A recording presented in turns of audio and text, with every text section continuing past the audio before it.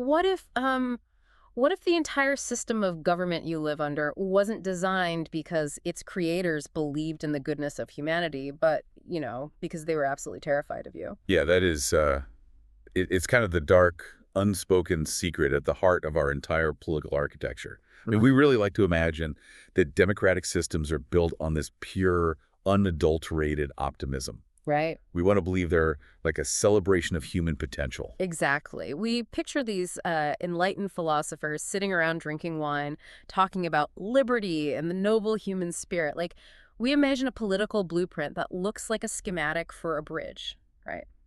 Clean, mathematically certain, designed to carry us smoothly to a brighter future.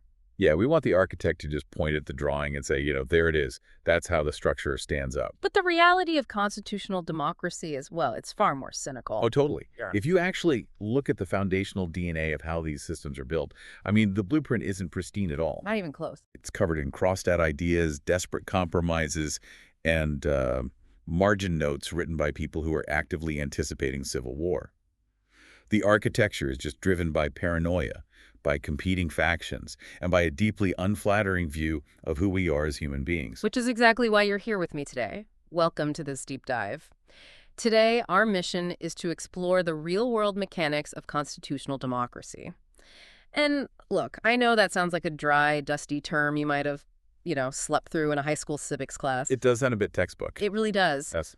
But we're going to show you that it is actually the visceral, living blueprint for how we avoid tyranny, how we contain the mob, and how we keep the airplane from tearing itself apart in midair. And we are looking at a massive scope today. I mean, the stack of sources we're pulling from covers a comprehensive chapter on the models and theories of liberal democracy.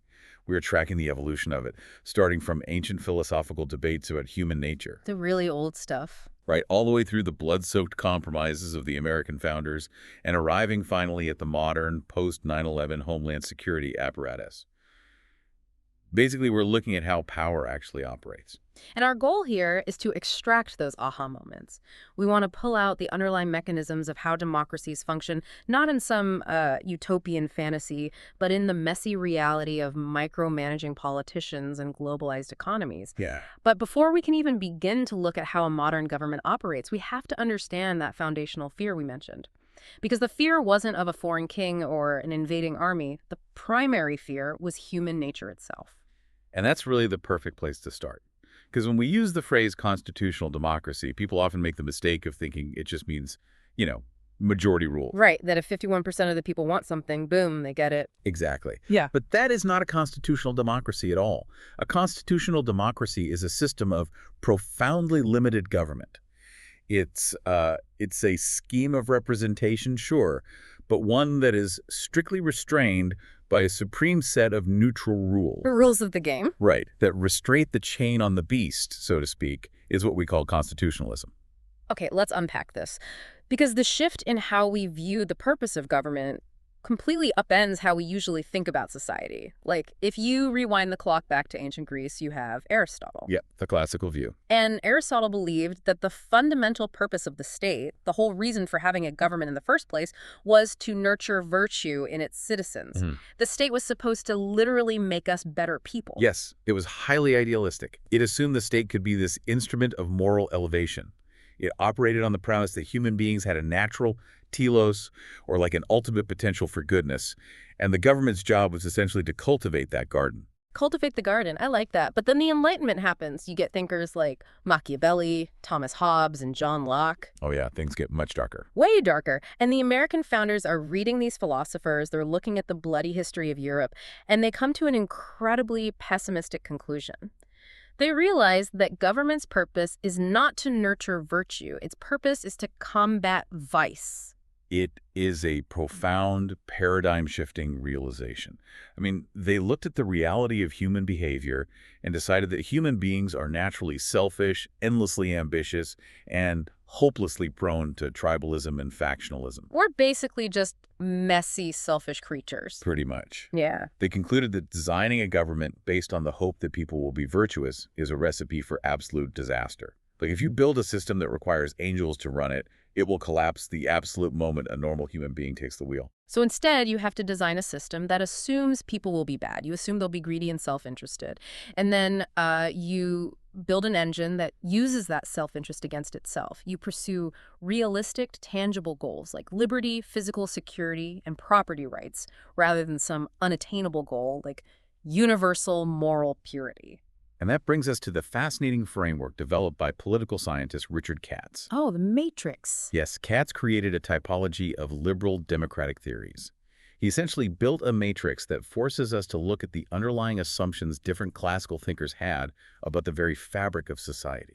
And to understand this matrix, we have to ask two very specific, very revealing questions. Right, let's lay them out. The first question is the society naturally stable or volatile? And the second question is, who represents the biggest threat to that society, the elites or the masses? What's fascinating here is how these abstract theoretical questions directly dictate how a country sets up its actual physical voting laws and power structures today. So let's tackle that first variable, how they viewed the composition of society itself. You have thinkers like Jeremy Bentham and Joseph Schumpeter. Right.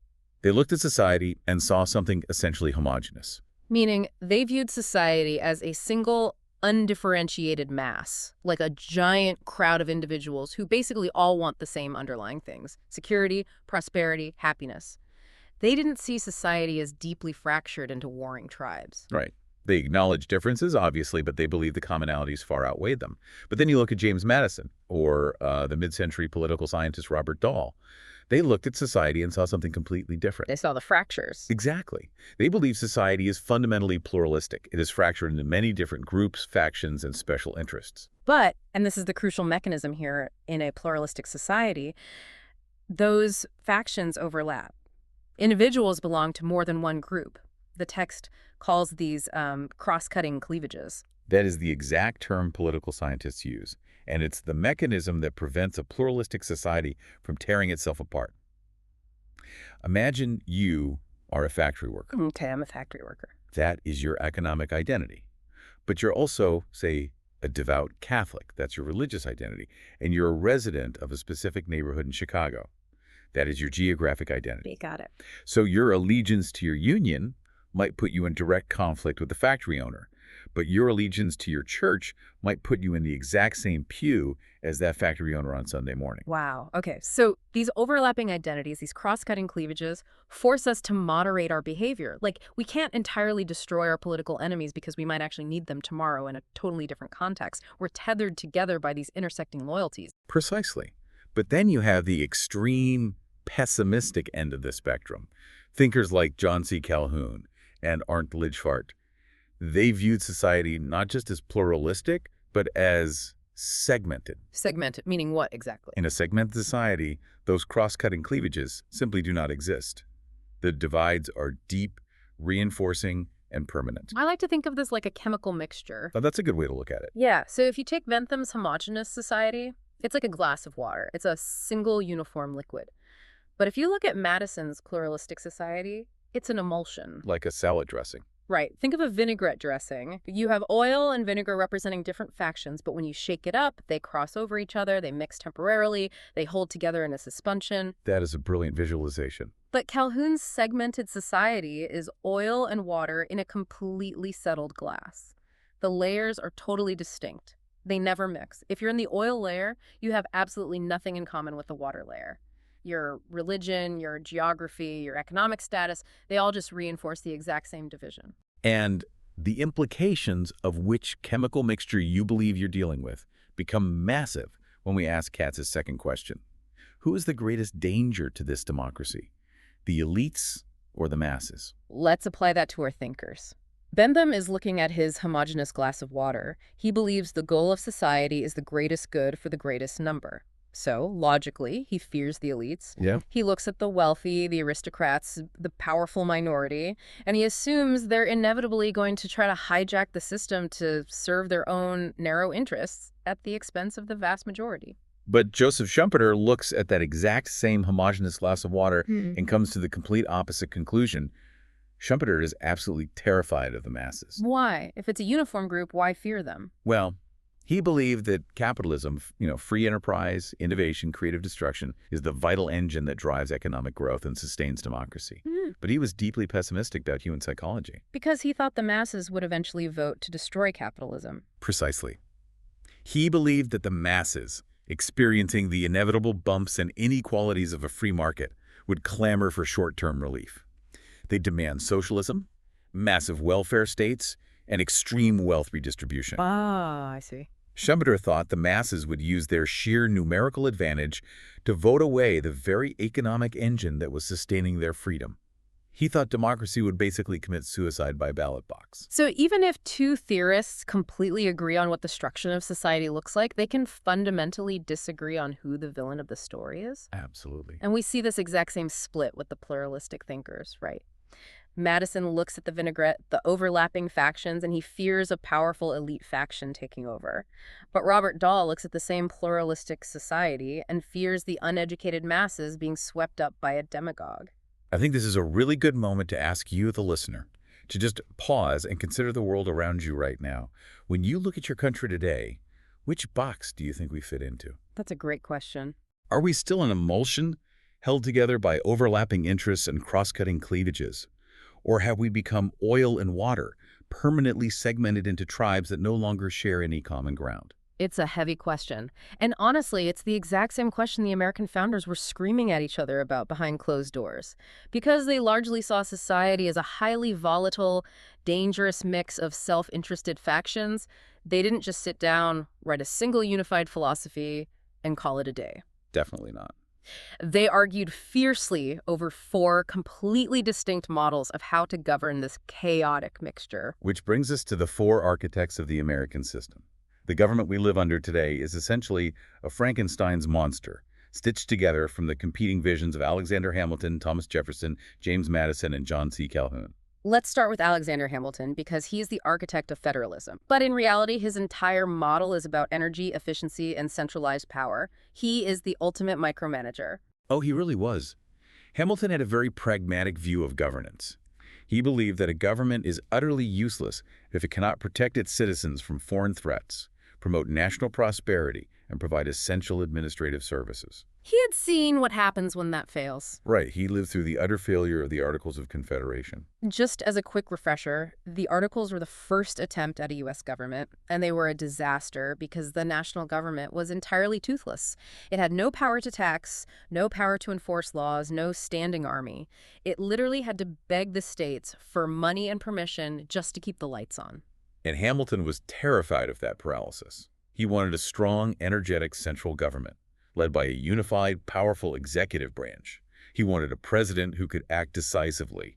He didn't want a government that functioned as a debating society. He wanted a government that could execute. Execute, yes. He's the guy who basically built the administrative state from scratch.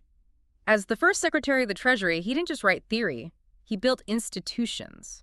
He built the Coast Guard, not just for defense, but as an enforcement mechanism to collect customs duties because a government without revenue isn't a government. Exactly. He built the central bank. He built the tax system. He wanted the federal government to be competent and solvent. And his most lasting architectural victory in the Constitution is Article 6, the Supremacy Clause. The Supremacy Yes. Clause. This was Hamilton ensuring that the federal government would never again have to beg the states for permission. The Supremacy Clause states unequivocally that federal law is the supreme law of the land. If a state law conflicts with a federal law wins. Period.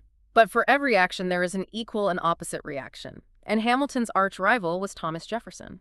Jefferson is the champion of the anti-federalist model. While Hamilton is obsessing over top-down administration, banking, and federal supremacy, Jefferson is out in the countryside, placing his faith in the agrarian masses. Jefferson did not share Hamilton or Madison's dark, pessimistic view of human nature. He believed in the inherent wisdom of the common person. He thought that if you kept government localized, and if you presented the majority of citizens with clear, educated alternatives, they would generally choose what is best for the community. He's the one who famously wrote that the tree of liberty must be refreshed from time to time with the blood of patriots and tyrants. He wasn't afraid of the crowd. He believed the crowd was the only legitimate source of power. Right. This aligns really closely with the observations of the French philosopher Alexis de Tocqueville, who noted that there's often more intelligence and wisdom in a great number of men collected together than in a single isolated individual. It's the whole concept of the wisdom of crowds. However, we have to look very critically at the mathematical reality of Jefferson's reliance on majority rule. because what we call majority rule in practice is rarely an actual majority. The historical data points out a crucial, often overlooked distinction between a true majority system and a plurality system. Here's where it gets really interesting. In a true majority system, to win an election or pass a law, you have to get 50% of the vote, plus one. You need literally more than half. But in places like the United States, the United Kingdom, and Canada, we predominantly use a plurality vote system. And in a plurality system, you don't need 50%. The winner is simply the person who gets the most votes. And the mathematical consequence of that is staggering.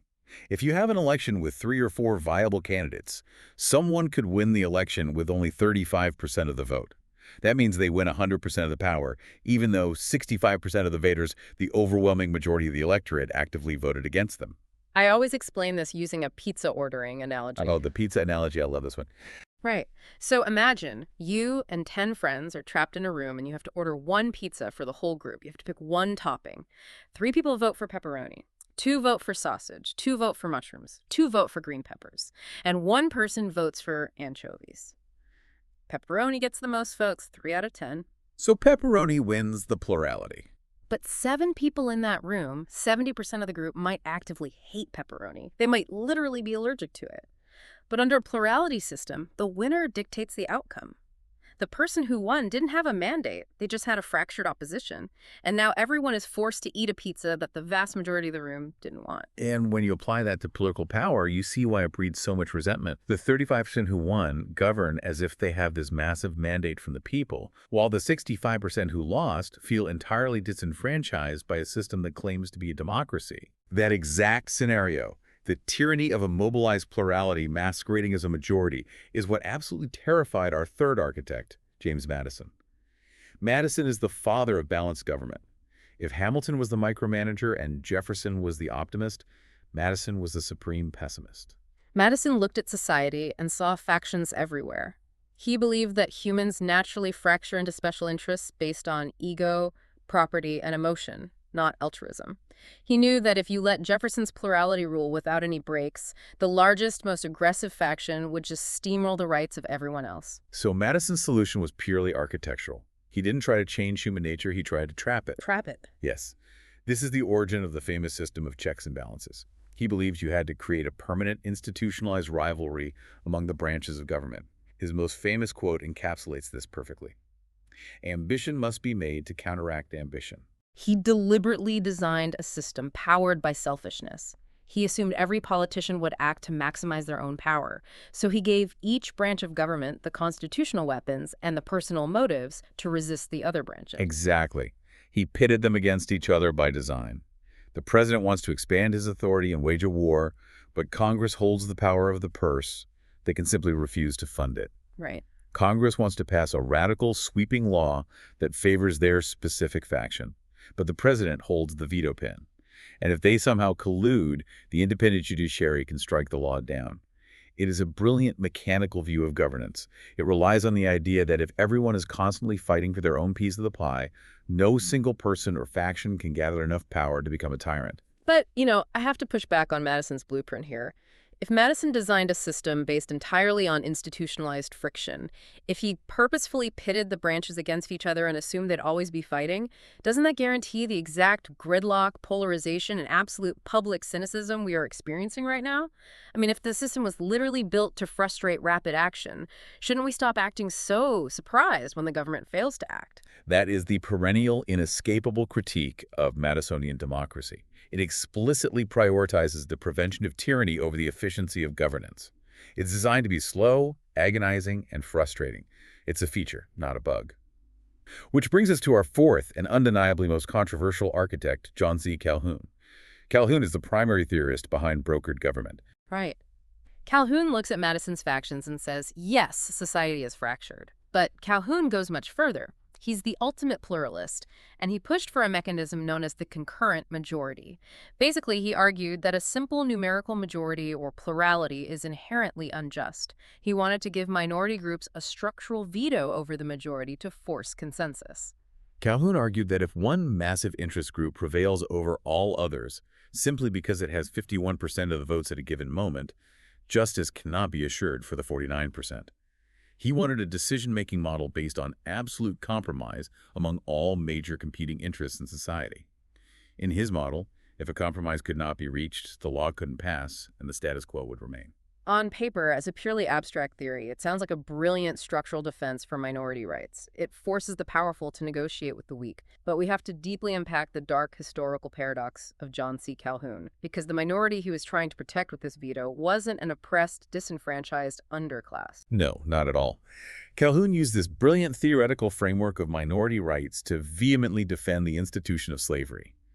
He is a senator from South Carolina, and he became the leading voice in the nullification controversy in the decades prior to the Civil War. Nullification is a wild concept.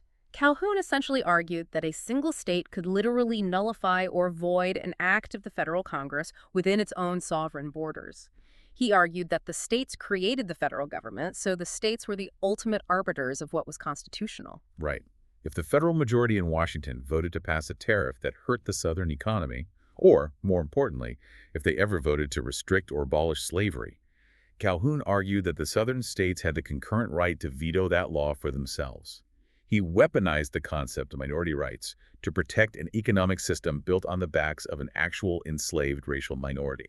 It is a chilling, visceral reminder that structural mechanisms, whether it's a veto, a filibuster, or a concurrent majority, have no inherent moral compass. They're just tools in the blueprint. They can be used to protect the vulnerable from the mob, or they can be used to entrench the powerful and protect abhorrent institutions. So these four men, Hamilton with his central energy, Jefferson with his faith in the plurality, Madison with his gridlock checks and balances, and Calhoun with his minority veto, they drew up the competing architectural plans. But the actual bricks and mortar, the load-bearing walls of the system they built, rely on two primary mechanics to function day to day: federalism and the separation of powers. Let's dive deep into federalism first, because it is the defining characteristic of the American structure. Federalism is essentially a division of sovereignty. Power is split between a national central government and regional subdivisions, which we call states. And this is actually quite rare. Most of the world uses a unitary system. In a unitary system, all ultimate power resides in the central government. Any local governments that exist only have power because the central government temporarily loaned it to them, and the central government can take it back at any time. The United Kingdom is a classic example, but an even more extreme example is France. France operates under a system called tutelage, right? Yes, tutelage. The central government in Paris is the undisputed authority. They appoint officials called prefects who are sent out into local departments to oversee administration. It is so highly centralized that there's an old political joke. A minister of education in Paris could look at his watch at 10:15 a.m. on a Tuesday and know exactly what page of what textbook every single fourth grader in the entire country was reading at that exact second. Wait, really? That is a mind-boggling level of uniformity for an American even conceptualize. It really is. And it makes me wonder, if federalism is supposed to keep government close to the people and allow for local autonomy, does a unitary system inherently limit freedom? Because standardized school schedules across an entire nation, dictated by bureaucrats in a capital city, sounds like a wild contrast to the absolute chaos, the intense local debates, and the localized control of American school boards. It represents a fundamental trade-off between local autonomy and national equality. In a federal system, you get incredible local experimentation. States can act as laboratories of democracy, testing out new healthcare or environmental policies. But the dark side of federalism is that you also get massive inequalities. Your civil rights, your access to education, and your environmental protections can change drastically just by driving across an invisible state line. That's very true. In a unitary system like France, they prioritize equality of outcome over local customization. But the balance of power in U.S. federalism hasn't been static. It's not like they built the blueprint in 1787 and it stayed that way forever. The power dynamic between Washington and the states has shifted dramatically through distinct historical eras. We can trace these eras clearly. We start with dual federalism, which dominated from the founding up until the Great Depression. This was the era of the layer cake. The federal government had its specific, limited layer of responsibilities like foreign policy and printing money, and the states had their massive layer of responsibilities like criminal law, education, and commerce. The two layers rarely touched. But then the Great Depression hits, the economy completely collapses, and the states are bankrupt. They literally cannot feed their citizens. Enter Franklin D. Roosevelt and the New Deal. This ushers in the era of cooperative federalism, or the marble cake. And this is where we have to look at how the mechanisms of power actually shifted. Because FDR didn't just rewrite the Constitution to take power from the states, he used the power of the purse. The federal government started offering massive grants and aid to the states to build infrastructure, create jobs, and fund social But programs. the money came with strings attached. If a state wanted the federal highway funds, they had to comply with federal regulations. The federal government essentially bought its way into state sovereignty. They became the senior partner in the relationship by using financial leverage. Following that massive centralization, we see a pushback. Presidents like Richard Nixon and Ronald Reagan attempted to introduce new federalism, which was an effort at devolution. They tried to transfer power back to the states by using block grants, giving the states large chunks of money with far fewer federal strings attached, allowing local politicians to decide how to spend it. And if we look at more recent history, and look, we're going to report on these historical events entirely impartially, just looking at the mechanics of power, we see how massive crises constantly warp this federal dynamic, regardless of which political party is in charge. Absolutely. We are remaining entirely neutral here, just imparting the historical timeline as laid out by the political scientists in our source text to show how the pendulum of federal power swings. So consider the post-9/11 era under President George W. Bush. Hmm. In the name of national security, we saw an unprecedented centralization of power in Washington. The federal law enforcement apparatus, the creation of the Department of Homeland Security, and the Patriot Act vastly expanded federal reach. Right. Yet simultaneously, the administration was pushing to deregulate industries at the federal level. Which created a bizarre federalist friction. You had states like California actually fighting the federal government in court for the right to enact tougher environmental and emission standards. The state was trying to regulate, and the federal government is trying to stop them from regulating. Then the pendulum swings again with the election of President Obama. His administration took the opposite approach to regulation, moving to enforce federal environmental rules much more strictly, overriding state leniency. Furthermore, his response to the 2008 economic crisis involved massive federal stimulus packages, which, much like FDR's New Deal, used federal dollars to dictate state-level infrastructure and education policies. So what we see, remaining entirely neutral on the politics, is that the federal government continually uses its massive structural advantages, its ability to tax, borrow, and print money to keep itself in the driver's seat.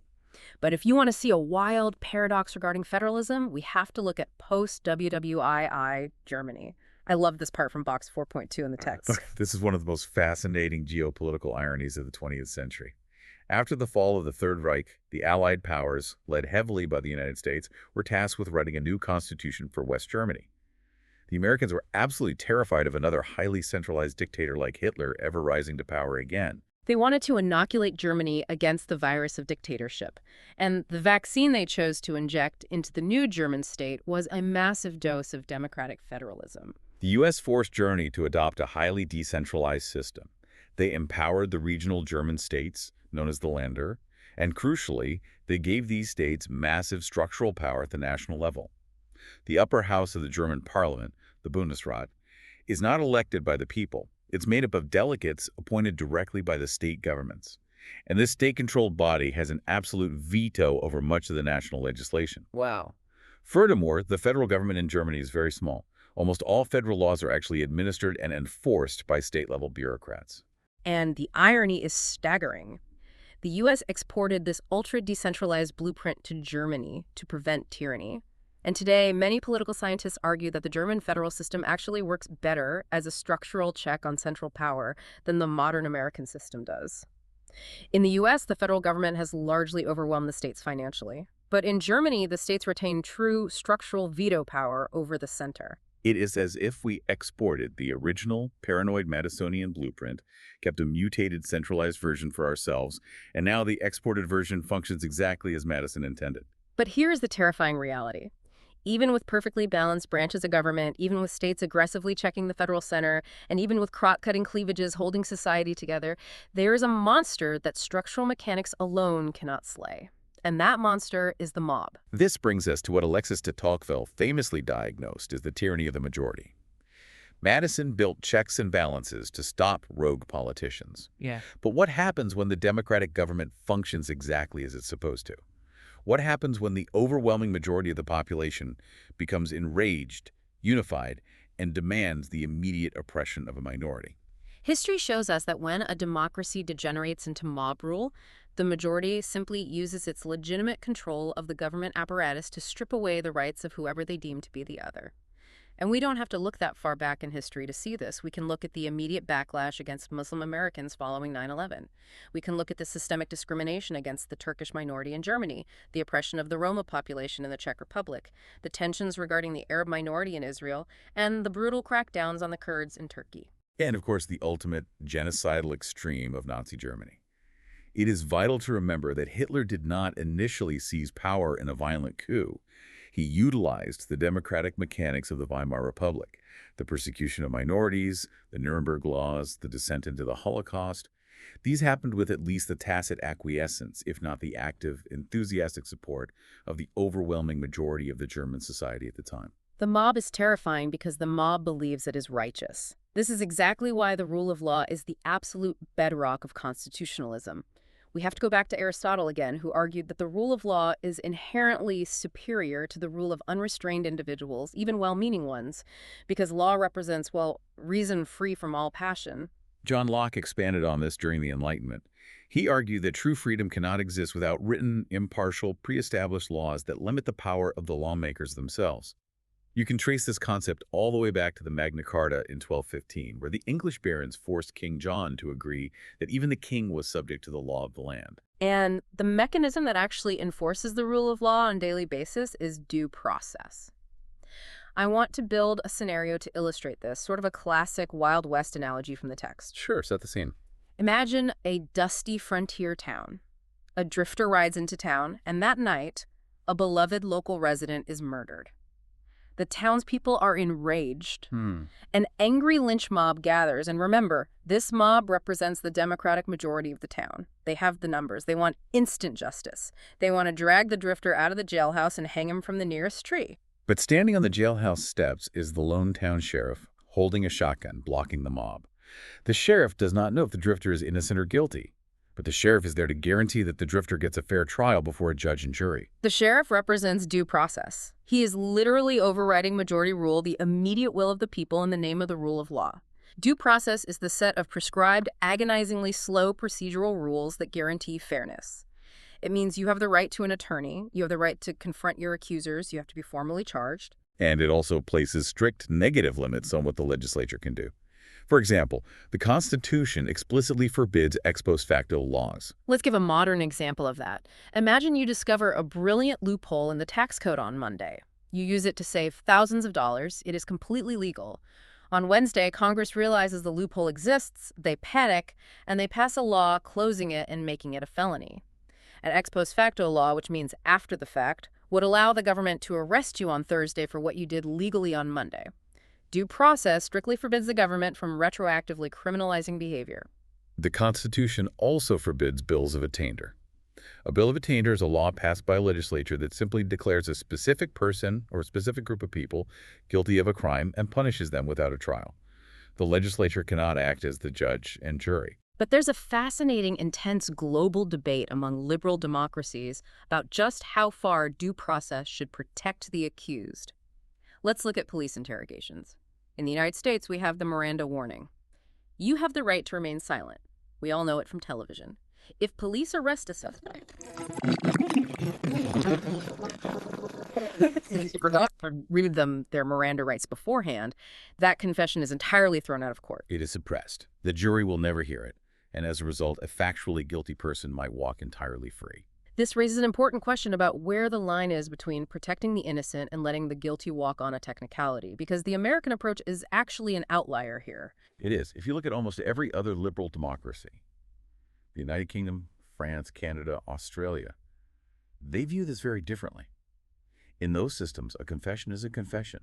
As long as the judge determines the confession wasn't extracted by physical torture, abuse, or extreme trickery, the confession is admissible in court, even if the formal procedural warnings weren't perfectly delivered by the officer. The UK prioritizes the factual outcome. Did he do it?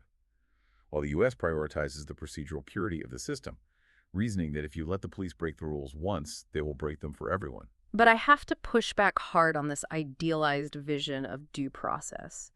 Because historically, hasn't the promise of equal protection under the law often been a complete, devastating myth? The 14th Amendment was passed right after the Civil War, guaranteeing equal protection to all citizens. Yet, despite that written rule, African Americans faced severe, state-sanctioned, systemic discrimination, violence, and disenfranchisement for a century afterward under Jim Crow laws. And women, half the population, were not even guaranteed the right to vote until 1920. The sheriff on the jailhouse steps protecting the vulnerable drifter is a beautiful cinematic image, but historically, the sheriff was often the one leading the lynch mob. That is the tragic, undeniable reality of constitutional history. Words written on a piece of parchment in 1787 do not enforce themselves. Due process is an essential framework, but there is no such thing as an ironclad magical guarantee against injustice. The mechanical system ultimately relies on the culture, the morality, and the courage of the individuals operating within it to uphold those neutral rules when the mob comes calling. Which makes me wonder, if the old rules are this imperfect and the old models have such glaring historical flaws, how do modern political scientists envision the democracy of the future? Because the society we live in today, with instant global communication and multinational corporations, doesn't look anything like the agrarian society of 1787. To address that, we can look at the work of political scientist William Hudson, who outlines 4 distinct models of how democracy could be conceptualized today. Each tries to solve a different problem. Model number 1 is protective democracy. This model focuses almost entirely on negative liberties. Its primary goal is safeguarding individual freedom, protecting free markets, and fiercely defending property rights against government intrusion. In this model, the government is just a night watchman. Citizens play a relatively passive political role. They just vote every few years, but they play a highly active economic role. Model number 2 is developmental democracy. This is almost a throwback to Aristotle's classical view. This model views the democratic process itself as a school for civic education. The goal isn't just to pass laws. The goal is to develop virtuous, engaged, community-minded citizens through active, daily participation in local governance. But how do you actually enforce or teach civic virtue in a modern, hyper-individualistic society? Do you mandate town hall meetings? It feels highly idealistic. Let's move to model number 3. Pluralist democracy. This is the model most Americans would probably recognize today. It assumes society is made up of countless special interest groups constantly competing for influence. But Hudson warns about the inherent flaw in the pluralist model. While it sounds fair, everyone gets to form a group and compete, it naturally tends to evolve into an oligarchy. Why? Because economic elites, massive corporations, and wealthy donors have the resources to organize, hire lobbyists, and fund campaigns vastly more effectively than a group of average, working-class citizens. The competition is rigged by capital. Which leads to model number 4, participatory democracy. This model pushes for something much closer to direct democracy. It argues that the widespread political apathy we see today isn't a natural state, it is a conditioned response. People are apathetic because they realize the pluralist system is rigged and their vote doesn't actually matter. The participatory model argues that if you decentralize power and give ordinary people a direct, meaningful voice in the decisions that affect their daily lives, in their workplaces, their schools, their local budgets, they will absolutely use it. But all 4 of Hudson's models are still fundamentally confined to the traditional concept of the nation-state. And if we want to look at the true horizon of political theory, we have to examine David Hell's concept of cosmopolitan democracy. This is where we look at the rapidly eroding borders of the modern world. Globalization, the internet, multinational supply chains, massive global migration. These forces are making the traditional, walled-off nation-state look increasingly obsolete. Cosmopolitan democracy argues that the individual shouldn't just be a citizen of one singular country, they should be recognized as a citizen of a larger, interconnected world order. The European Union is the closest real-world prototype we have for this. You have 27 sovereign member states. They share common currency, the euro. They have a transnational European Parliament that passes regulations superseding national laws. And most importantly, citizens have freedom of movement. If you're born in Paris, you can move to Berlin, get a job, use the same money, and vote in local elections seamlessly. The theory of cosmopolitan democracy is that eventually people would come to enjoy multiple, overlapping layers of citizenship belonging to global, regional, and local networks simultaneously, rather than deriving their entire identity from a single nation. It's an attempt to structurally dismantle the tribalism and nationalism that divides the world into a hostile us versus them. Exactly. It attempts to build legal frameworks that match the reality of a globalized economy. But I have to push back here, applying a heavy dose of skepticism. There is an old saying, a bird in the hand is worth 2 in the bush. If I am a citizen of a relatively stable, functioning constitutional democracy, a country with a physical Bill of Rights, a recognized court system, and a military to protect me, why on earth would I trade that exclusive, protected citizenship for a vague, untested, ambiguous global association? Who exactly enforces due process in a cosmopolitan democracy? If my rights are violated by a multinational corporation, do I appeal to a global tribunal that has no police force to back up its rulings? That is the exact gaping vulnerability of the cosmopolitan theory. It is shrouded in jurisdictional ambiguity. When everyone is responsible for global rights, no one is actually accountable for enforcing them. However, whether we actively choose to politically trade our citizenship or not, the reality is that the economic and social shift is already happening around us. Think about your daily life right now. When you log onto the internet and interact with people across 3 different continents, when you buy a smartphone that was designed in California, sourced with materials from Africa, and assembled in Asia, when the economic stability of your local hometown is entirely dictated by a supply chain disruption in a port halfway across the world, you are already a passive participant in cosmopolitan democracy. The borders are already porous. You are inextricably wired into a global network, whether you consciously asked for it or not. And that incredibly fast, fluid, borderless reality is crashing headlong into the rigid 18th century political architecture we spent the first half of this deep dive discussing. So let's bring it all together. We have gone on an incredible, expansive journey today. We started with the foundational fear of human vice. We looked at the pessimistic, friction-filled architecture of Madison, who designed a system specifically to pit ambitious politicians against each other in endless gridlock. We unpacked the dark paradox of Calhoun's concurrent majority and how minority rights can be weaponized. We explored the irony of the American vaccine of German federalism. We stood with the Wild West sheriff protecting due process against the terrifying passions of the mob.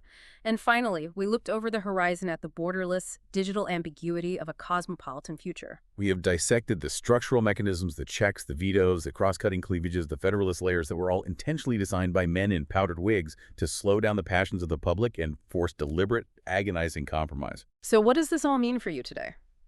I want to leave you with a final, lingering question to mull over, building on the realities we've uncovered.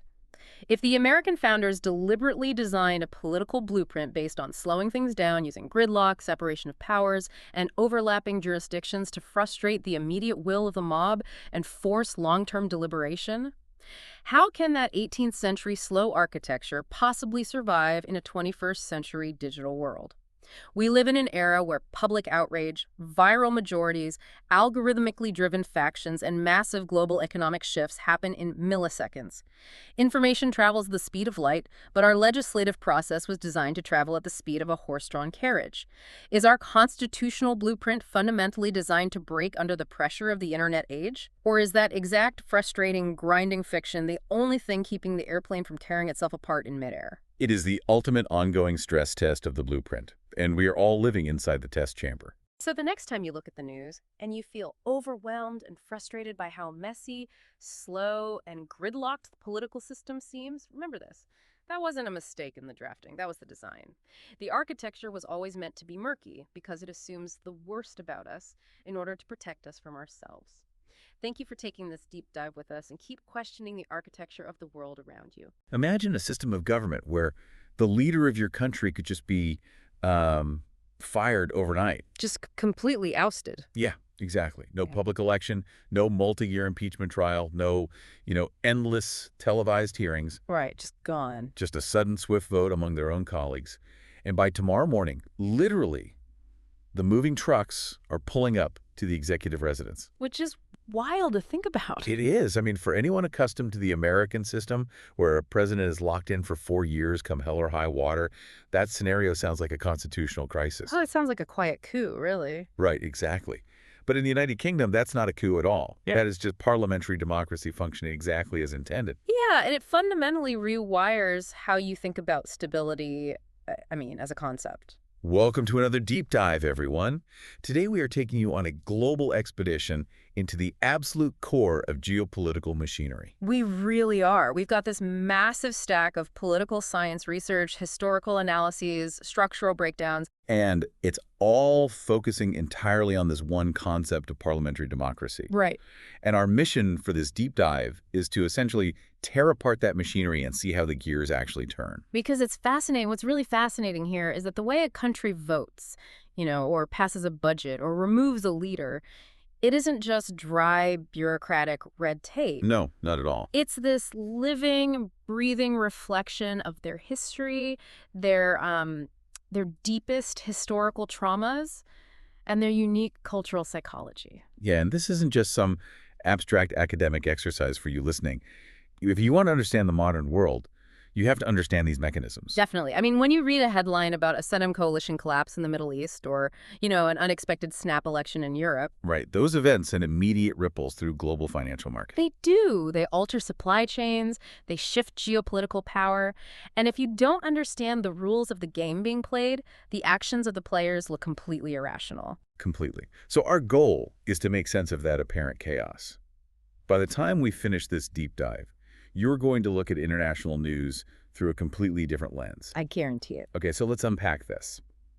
To really understand how differently the rest of the world operates, we sort of have to start with the baseline assumption most of us have. Right, the American baseline. Yeah, we tend to think of democracy as this universally applicable product. You box up the concept of free elections, ship it across the ocean, unpack it, and boom, you have a functioning republic. But our source material makes it abundantly clear that this is a really dangerous illusion. Yeah, democracy is highly adaptable. It morphs to fit the container it's poured into. Precisely. The architectural metaphor, the idea that you sit down with rational minds, draft a master blueprint, and build a government from scratch. Like the framers did. Right. That really only applies to a very specific set of historical circumstances. When you look at the nation that essentially birthed the modern parliamentary system, Great Britain, you don't see an architectural blueprint at all. Not even a little bit. No. The literature frequently uses a very different metaphor. It doesn't look like architecture. It looks like horticulture. Like a garden. Exactly, an overgrown ancient garden. The British system wasn't devised in a single hot summer in Philadelphia. It grew organically from the soil of British political life over a millennium. Wow, over 1,000 years of just, growth. Yeah, there is no single codified written constitution. It's just this collection of ancient charters, historical precedents, parliamentary acts, and, unspoken gentlemen's agreements. Unspoken agreements running a nuclear power. That's wild. It is. The political philosopher Edmund Burke articulated this beautifully. He viewed British democracy not as an invention, but as an inheritance. An inheritance, I like that. Right, an unbroken chain of political development where institutions slowly adapted to the changing climate. And if we trace that growth, we see something entirely counterintuitive to the American model. In the U.S., the founders specifically designed a system without a king, without an aristocracy, to reflect the power of the people. Right. But the British Parliament didn't start with the people at all. It started with Aristotle's concept of the mixed regime. What's fascinating here is how practical Aristotle's mixed regime was for a deeply, deeply unequal society. How so? Well, the idea is that if you have distinct social classes, say a powerful, wealthy aristocracy and a vast, poorer general public, Right. and you don't give them a forum to negotiate, they will eventually just kill each other in a civil war. Yeah, history proves that pretty consistently. Exactly. So the original British Parliament physically manifested this mixed regime. The House of Lords represented the aristocracy, the hereditary peers, the church leaders. And the House of Commons represented the broader electorate, the general public. Right. By giving both classes a house, you theoretically balance the regime and buy social peace. But I mean, gardens don't grow symmetrically, do they? No, they definitely don't. One plant eventually chokes out the other. And over the centuries, as the power of the monarchy naturally declined, the House of Commons basically began taking over the entire yard. They absolutely did.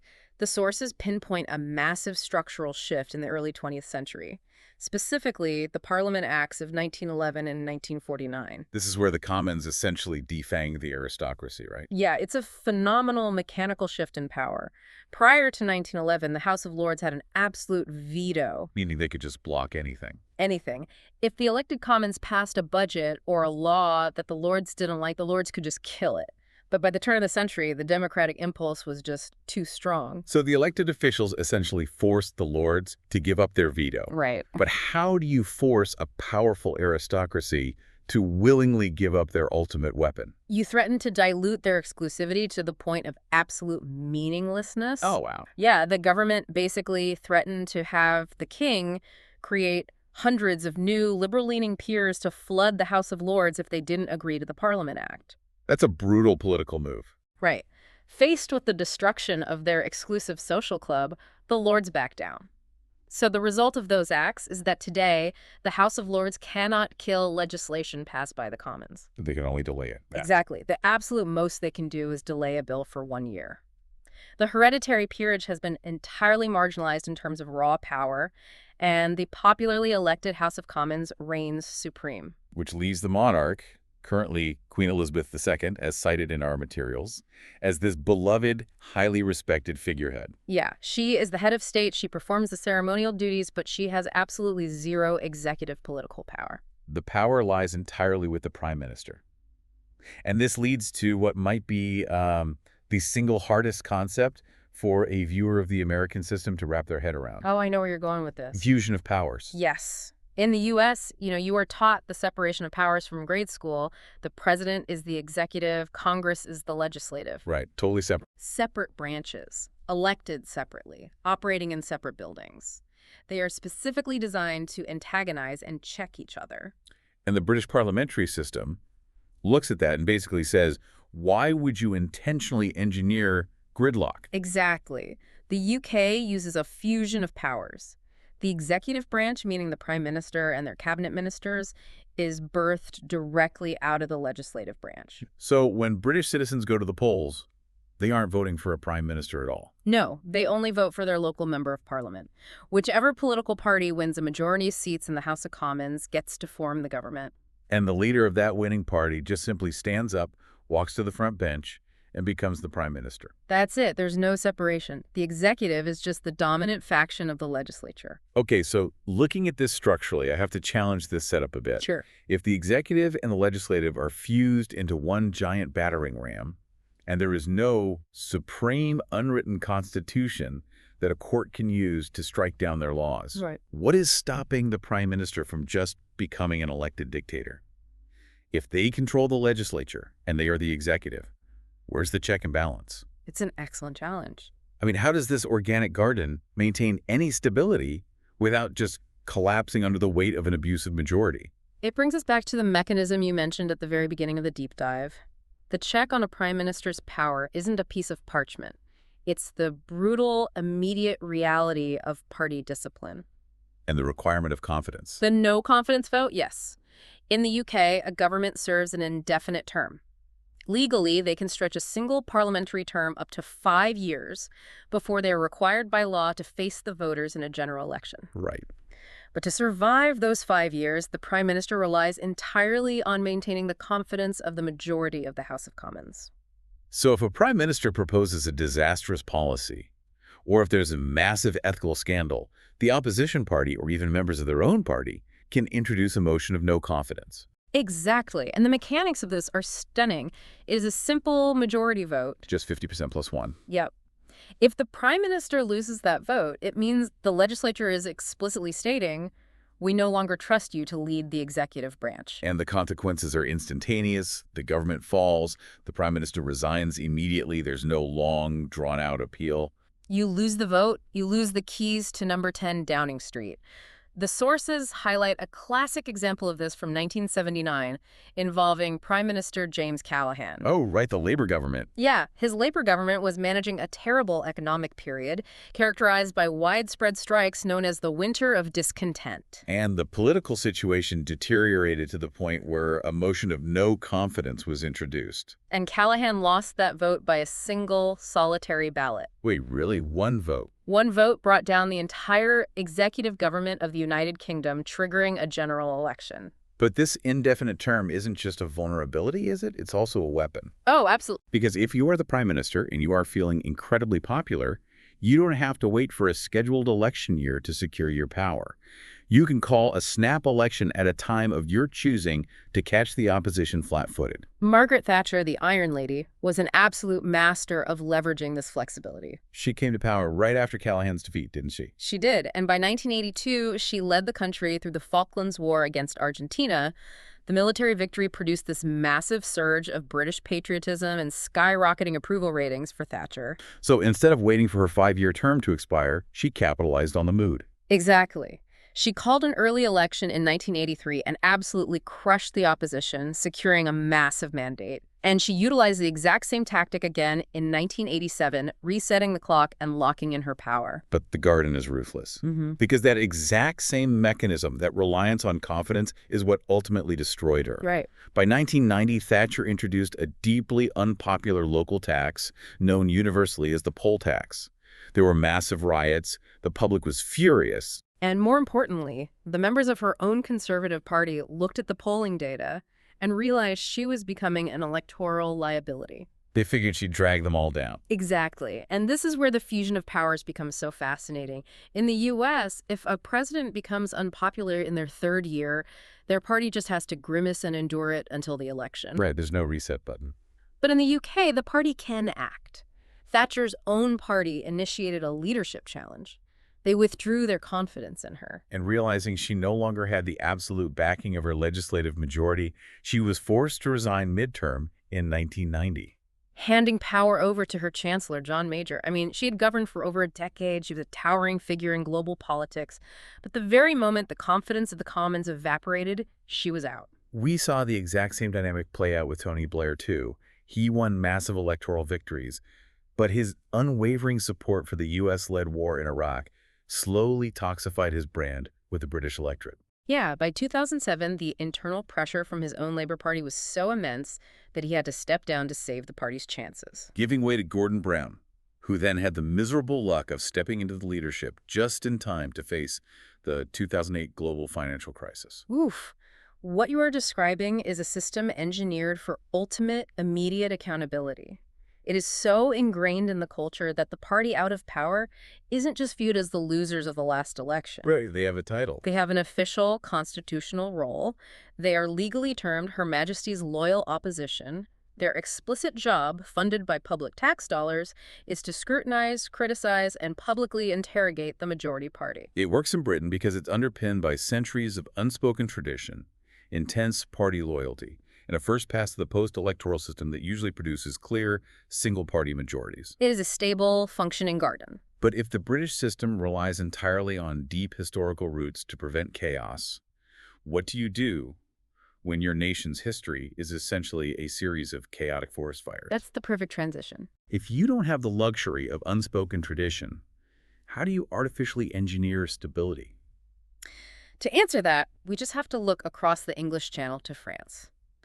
If Britain is an organic garden, modern France is a meticulously engineered, heavy-duty piece of machinery. A hybrid vehicle. Exactly, a hybrid vehicle designed with massive shock absorbers. The system France uses today is called the Fifth Republic, and it was birthed in 1958 by Charles de Gaulle.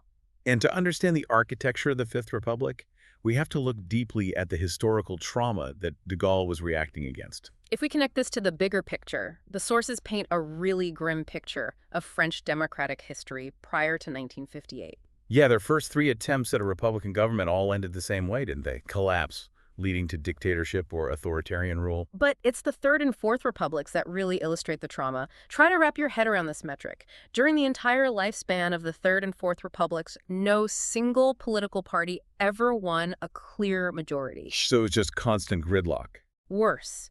The parliament was so deeply fractured that they went through 119 different governments. 119. 119. Let that sink in. The average lifespan of an executive government in France during this period was less than a year. Sometimes they lasted mere weeks. I mean, imagine trying to run a country under those conditions. You can't execute a long-term economic plan. You can't negotiate complex international treaties. No, the moment a prime minister tries to do anything difficult, a tiny faction in their fragile coalition gets upset, pulls their support, the government collapses, and you start all over again. It's the definition of systemic paralysis. Charles de Gaulle diagnosed the core nemesis of French politics perfectly.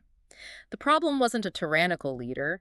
The problem was an impotent, incredibly weak executive branch that was constantly held hostage by a fractious, highly divided legislature. You had extreme parties on the far left, like the communists, and extreme parties on the right, all perfectly willing to use parliamentary procedure to sabotage weak, centrist coalition governments.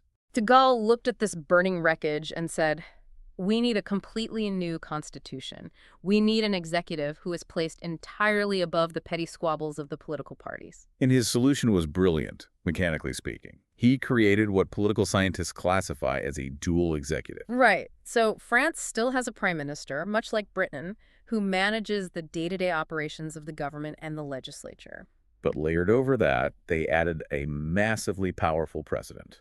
And unlike the symbolic British monarch, the French president is democratically elected by the entire nation and wields immense tangible power.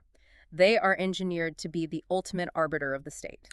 The powers granted to the French president under the Fifth Republic are just staggering compared to most parliamentary systems. They really are. The president appoints the prime minister.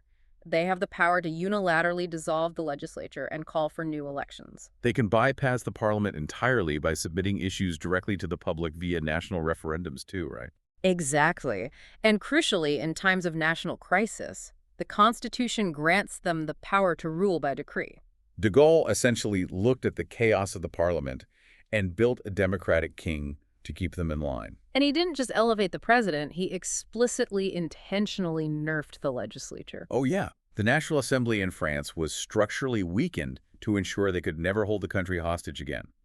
For example, the sources point out that the French parliament doesn't even have the power to introduce financial bills. Right, the executive controls the purse strings. And if the parliament decides to play games and fails to approve the government's budget by a strict constitutional deadline, the executive branch can just bypass them and enact the budget by decree. The machine is rigged to ensure the state keeps functioning, even if the legislature is throwing a tantrum. But the engineering of the Fifth Republic goes even deeper than just balancing powers. They actually engineered the electoral mechanics themselves to freeze out political extremism. This is one of the most fascinating aspects of French democracy detailed in the source material, the two-round electoral system. Oh, it's brilliant. Walk us through how this mathematical firewall actually works, because the outcome in 1997 is a perfect illustration. Okay, so under the French system, to win a seat in the National Assembly in the first round of voting, a candidate must win an absolute majority, over 50% of the vote. Which, in a multi-party system, that rarely happens on the first try. Almost never. If no one clears 50%, any candidate who received at least 12.5% of the registered vote advances to a second runoff round a week later. Okay, so you have a week between round one and round two. What happens in that week? Intense, calculated political bargaining. Let's look at the 1997 elections detailed in the text. Jean-Marie Le Pen led the far-right National Front. Right. In the first round of voting, his party captured 14.9% of the national vote. To put that in perspective, they actually won a higher percentage of the popular vote than a major mainstream center-right party. You would mathematically expect a party with nearly 15% of the national vote to have a significant block of seats in the legislature. But they didn't.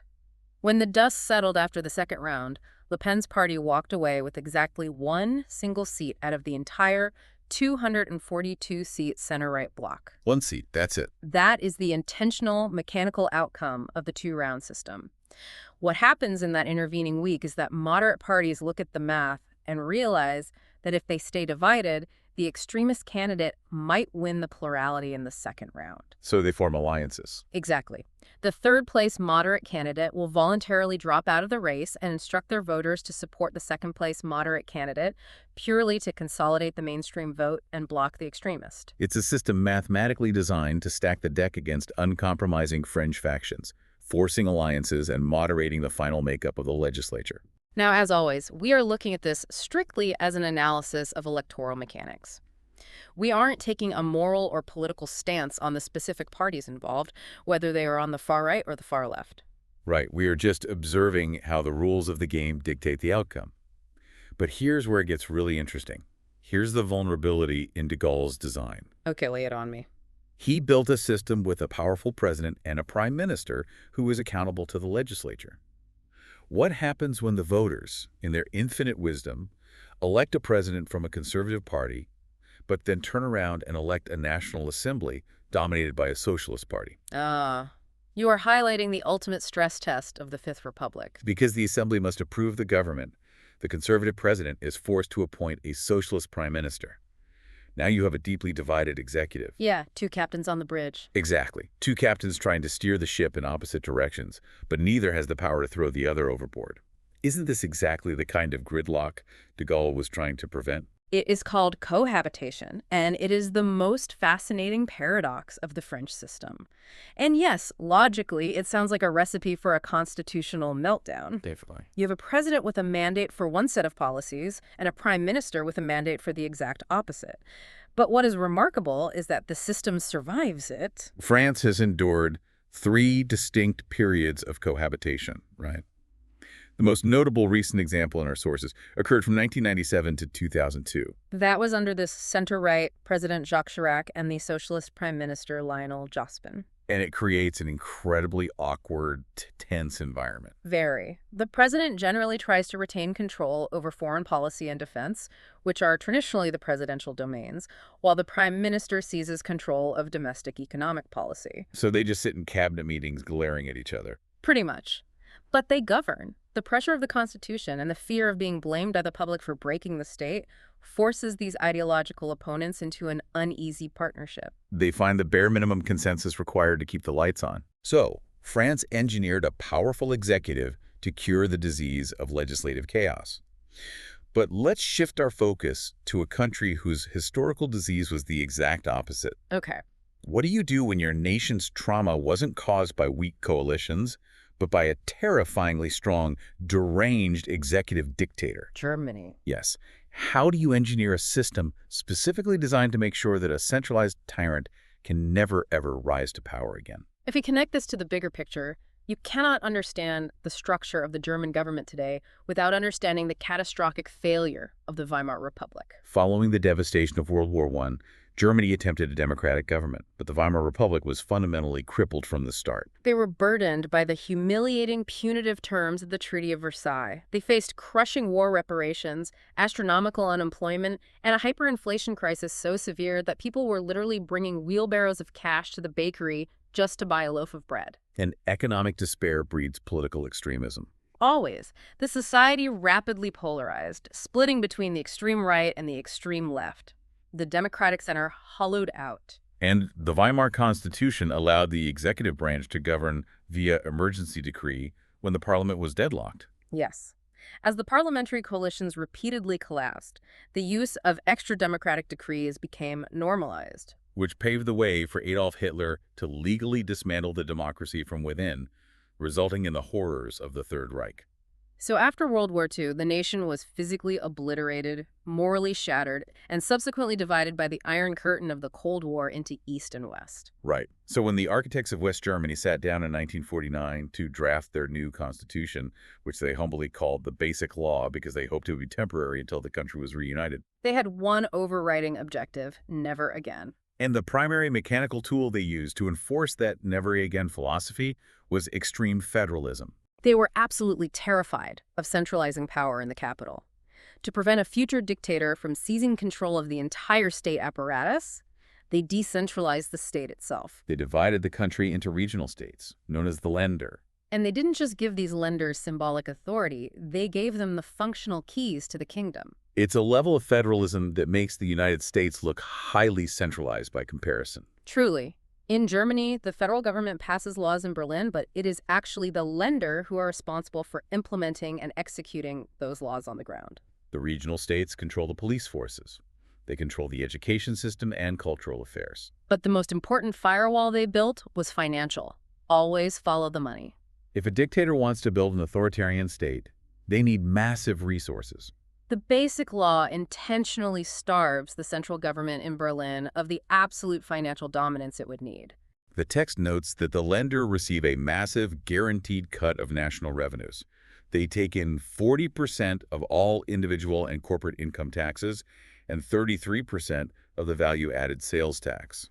By keeping the purse strings firmly in the hands of the regional governors, you physically prevent the centralization of power. And this regional power is baked directly into the federal legislature as well. Germany has a bicameral system. The lower house is the Bundestag, which is directly elected by the public and is responsible for picking the chancellor. Their equivalent of a prime minister. Right. But the upper house, the Bundesrat, is entirely unique. It is a remarkable institution. The members of the Bundesrat are not elected by the people. They aren't even politicians campaigning for the job. They're appointed directly by the state governments of the lender. They act as delegates of the regional powers, and they are required to cast their state's votes as a single, unified bloc. And their power is a massive veto, isn't it? Huge. Any piece of federal legislation passed by the Bundestag that alters the administrative responsibilities or the tax revenue distribution of the states must be approved by the Bundesrat. The central government simply cannot force its will on the regions without their consent. But the most brilliant piece of anti-trauma engineering in the German system, the one that directly fixes the specific flaw of the Weimar Republic, is a mechanism called the constructive vote of no confidence. Oh, this is a masterclass in constitutional design. It really is. During the Weimar era, extremist parties, like the Nazis and the Communists, would frequently unite in the parliament for just one specific vote, a vote of no confidence to oust the current moderate chancellor. They had absolutely no intention of forming a government together. They just wanted to tear down the existing one and create chaos. Once the chancellor was out, the government would collapse, leading to paralysis. So the drafters of the 1949 Basic Law instituted a new rule. It's a simple, elegant, mechanical fix. The Bundestag can still vote to remove a chancellor, but they cannot hold that vote unless they are simultaneously, in the exact same motion, voting to install a specific replacement. You cannot tear down the house unless you have already built a new one and agreed on who gets to live in it. Exactly. It completely removes the incentive for destructive, nihilistic voting. If the extremes want to topple the center, they have to agree on a viable alternative, which they fundamentally cannot do. They also engineered the elections to prevent those extremist factions from even getting a foot in the door. They instituted the famous 5% rule. For a political party to win any seats in the Bundestag based on proportional representation, they must secure a minimum of 5% of the total national vote, or alternatively win 3 direct district elections. Now, 5% doesn't sound like a high bar. It doesn't, but practically it is a massive barrier to entry. The text explicitly notes that this rule was designed to ensure that tiny radical fringe groups, specifically neo-Nazi factions, could not gain a handful of seats. Right, so they couldn't enter parliament and use the national stage as a megaphone for their ideology, or leverage their tiny block of votes to disrupt coalition building. It's a fascinating philosophical stance. It is a very conscious, intentional constraint on democracy designed to protect the existence of democracy itself. The German Constitution doesn't pretend to be neutral about its own survival. No. The first 19 articles of the Basic Law are entirely dedicated to unalienable human and civil rights. They guaranteed freedom of speech, freedom of the press, and freedom of assembly. But there is a massive asterisk. Yes, they explicitly state that these rights are guaranteed unless they are being used to combat the free democratic basic order. If you form a political party with the stated goal of destroying the democratic system, the German Constitutional Court will legally shut your party down. Right. Okay, looking at how this actually functions day to day, it sounds mathematically exhausting. Voters get 2 votes on their ballot. 1 vote is for a specific person to represent their local district, and the second vote is for a national party. Which means half the parliament is chosen by pure proportional representation. And historically, because of this proportional split, the 2 massive giants of German politics, the center-left SPD and the conservative CDU-CSU, almost never win an outright 50+1 absolute majority. Which means they are forced into coalitions, they have to govern together, or they have to find a junior partner. Here's my question about that math, though. If the big parties are always hovering around 40% or 45%, doesn't the 5% rule accidentally give tiny parties an absurd amount of power? Oh, absolutely. Because if you have a massive party that just needs a few extra seats to form a government, the tiny party that barely scraped past the 5% threshold suddenly gets to dictate terms. This raises a vital point about proportional systems. It absolutely makes the small parties the kingmakers. Like the FDP. Yes, the Free Democratic Party, which is a small, business-friendly liberal party, they have historically spent decades in government, constantly switching alliances between the SPD and the CDU, extracting massive policy concessions in exchange for their crucial block of votes. We saw this vividly with the Green Party in 1998. Gerhard Schroeder's Social Democrats won the election, but they fell short of an absolute majority. They needed the Green Party to cross the finish line. And as a direct result of being the mathematical missing puzzle piece, Joschka Fischer, the leader of this relatively small environmentalist party, didn't just get a seat at the table. He was appointed the foreign minister of Germany. A party representing a fraction of the electorate secured one of the most powerful positions in the state because their leverage was absolute. It is a delicate, highly engineered balancing act, but it works. Germany's system was forged in the fire of World War II trauma and heavily influenced by the victorious Western Allies to ensure stability and human rights. What happens when you take that exact same dynamic, a democracy essentially written and imposed by an occupying military power after World War II, and you drop it into an ancient, radically different culture? To see that collision, we have to travel to Japan. Japan is one of the most fascinating case studies in political science. The text refers to it as shotgun democracy. Shotgun democracy, yes, because unlike Britain's slow organic garden or France's internal engineering, Japan's modern democratic system was essentially installed at gunpoint.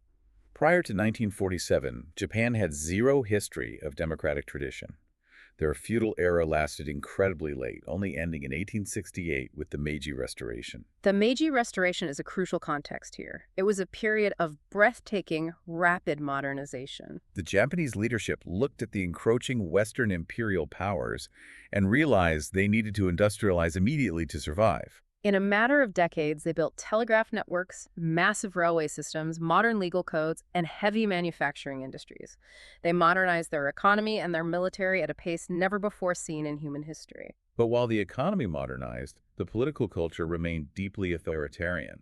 They retained a strict oligarchy. The emperor wasn't just a British-style figurehead. He was legally and culturally revered as a literal flesh-and-blood deity. All sovereignty flowed from the emperor down to the people, not the other way around. And this deeply centralized authoritarian structure ultimately paved the way for the aggressive militarism and imperialism of the 1930s, leading straight into the devastation of World War II. Then comes 1945. Japan surrenders. The nation is in ruins, and the United States, under the command of General Douglas MacArthur, occupies the country. The American occupation forces essentially draft the new 1947 Japanese Constitution, and when you read the text of that Constitution, it sounds like it was copied and pasted directly out of a Western civics textbook. Oh, absolutely. The preamble loudly declares that sovereign power resides with the people. They completely stripped the emperor of his political authority, legally defining him as merely the symbol of the state derived from the will of the people. They established a bicameral parliament known as the Diet, declaring it the highest organ of state power. And of course, the most internationally famous element of this imposed constitution is Article 9. A clause explicitly renouncing war as a sovereign right of the nation and pledging that land, sea, and air forces will never be maintained. Though, practically speaking, geopolitics has forced Japan to maintain highly advanced self-defense forces today. So, on paper, if you just look at the blueprint, Japan is a perfect, pristine Western parliamentary democracy. But this is where the title gets incredibly revealing. The blueprint is Western, but the actual lived execution of the politics is deeply, fundamentally Japanese. What's fascinating here is how the Japanese public took these foreign imported institutions, the voting booths, the parliament, the campaigns, and smoothly adapted them to fit their traditional cultural systems. They took the mechanics of Western democracy and married them to the ancient Japanese patron-client relationship. To understand how this works, you have to look at the sheer dominance of a single political machine, the Liberal Democratic Party or the LDP. The statistics on the LDP are genuinely mind-boggling. They took power in 1955, and from 1955 all the way to 2009, with only one tiny, brief 11-month exception in the early 90s, the LDP won every single election. They controlled the government for over half a century. And the obvious question is how? How does one single political party maintain a monopoly on power in a free, fair, open democracy for 54 unbroken years? The sources explicitly note that it wasn't through a rigid, unifying ideological platform. The LDP wasn't winning hearts and minds with grand philosophical treatises. No, they won through sheer, unrelenting pragmatism and a vast, closed network of personal loyalty. It operated almost like a corporate feudal system. Powerful senior politicians, the political bosses, acted as the patrons. They would establish deep, well-funded factions within the LDP. Their primary job wasn't to draft policy, their job was to raise massive amounts of corporate campaign funds. They would then take that money and feed their clients, the junior up-and-coming politicians. Right.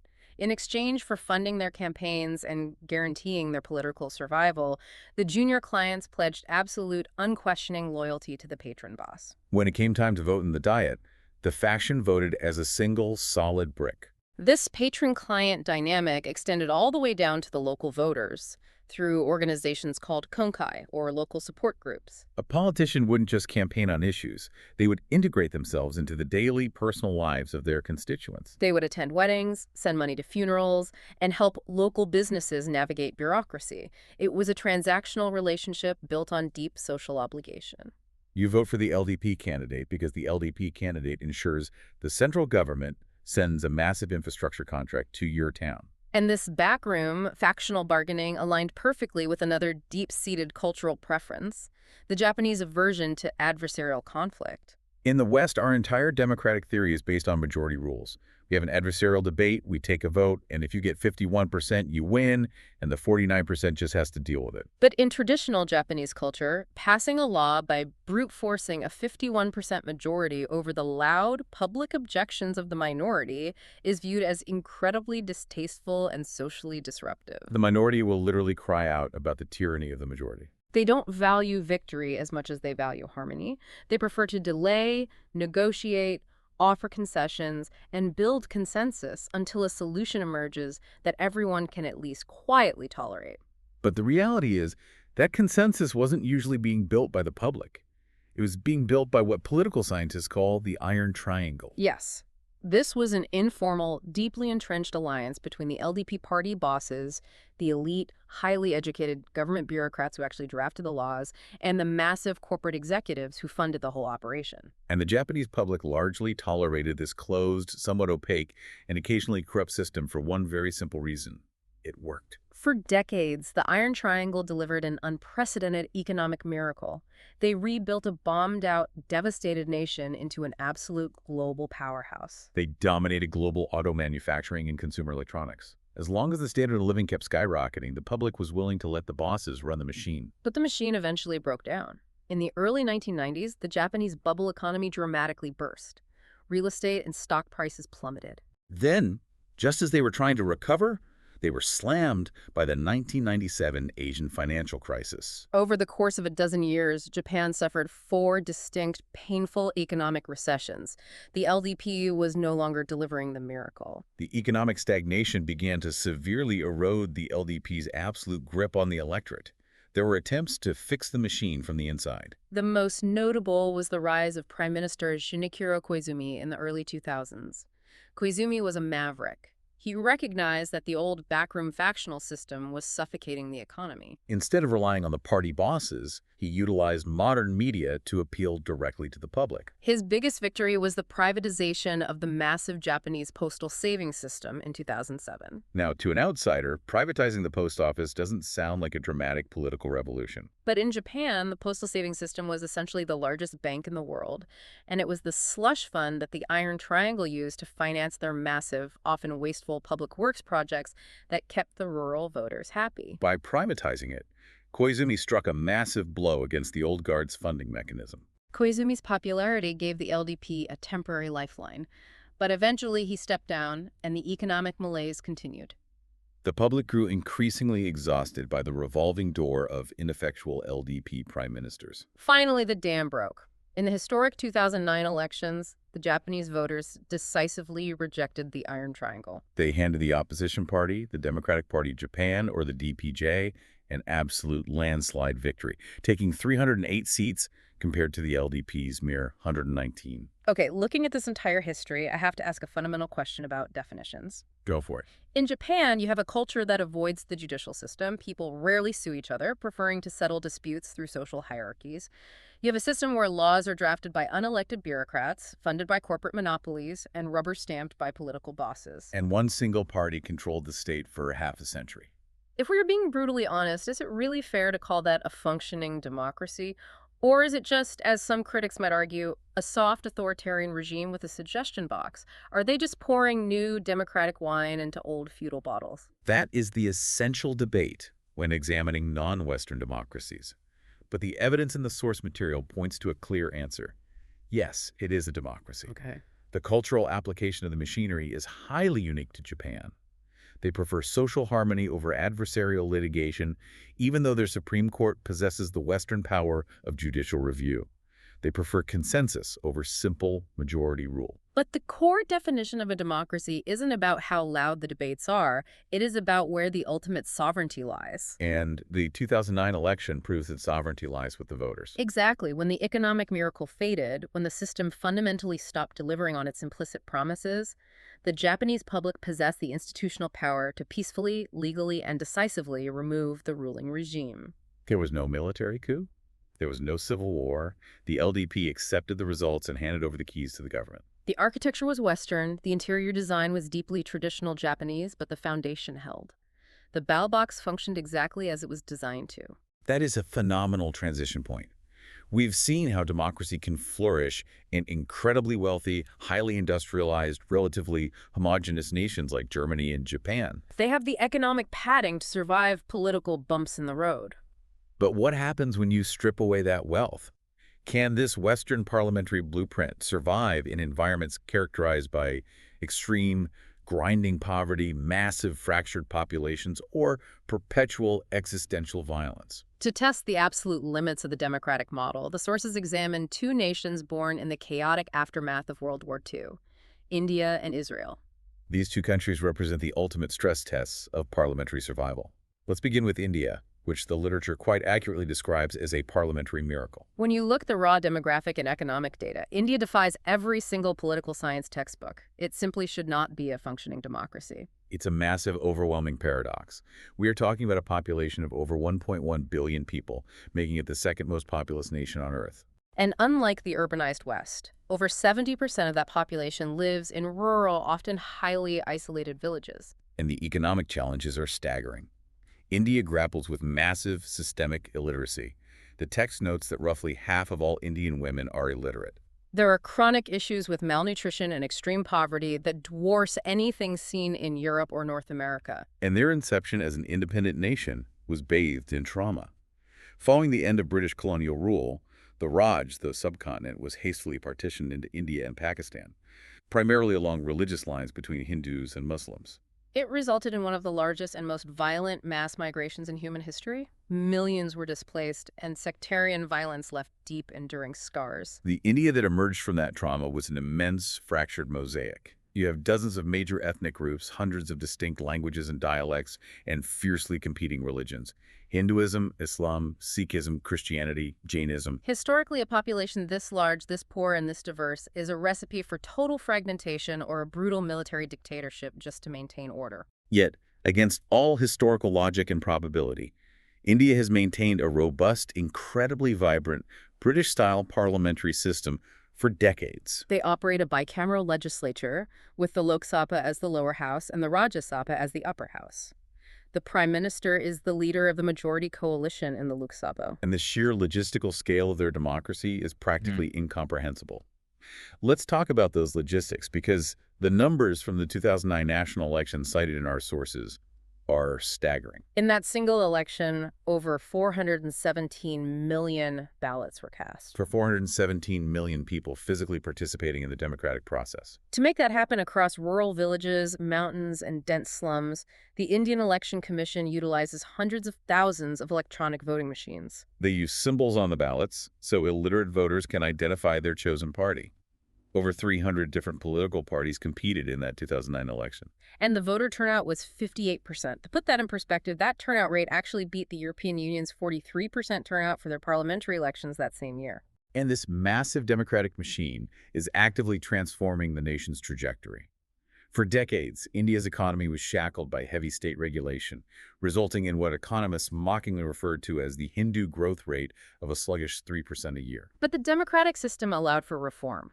Under leaders like Prime Minister Manmohan Singh, an economist whose Congress party retained control in those 2009 elections, India unleashed major market reforms. They transitioned from that sluggish 3% to surging growth rates, becoming an Indian tiger economy, aiming to eventually rival or outpace even Japan's GDP. It is a miracle of sheer scale and endurance. Now, let's look at the other extreme of the stress test. If India is the test of immense size and poverty, Israel is the test of perpetual, relentless external violence. The text refers to Israel as the war republic. Israel's genesis is unique. It was born out of the Zionist movement, which dates back to the 1890s and gained significant international momentum with the British Balfour Declaration in 1917, supporting a national home for the Jewish people. Following the unspeakable horrors of the Holocaust, the United Nations proposed a partition plan in 1947 to carve the British Mandate of Palestine into two states, one Jewish, one Arab. Now, we must report this history strictly and impartially, as it is laid out in the historical sources. The Jewish leadership accepted the UN partition plan. The Arab leadership rejected it. The resulting 1947-1948 war led to the establishment of the State of Israel, but it also resulted in the tragic displacement of hundreds of thousands of Palestinian Arabs into refugee camps in Gaza, the West Bank, and neighboring countries like Lebanon. The inescapable geopolitical reality is that Israel was born into a state of war, surrounded on all sides by hostile neighbors who rejected its right to exist. To survive, they have fought a series of massive existential wars of self-defense.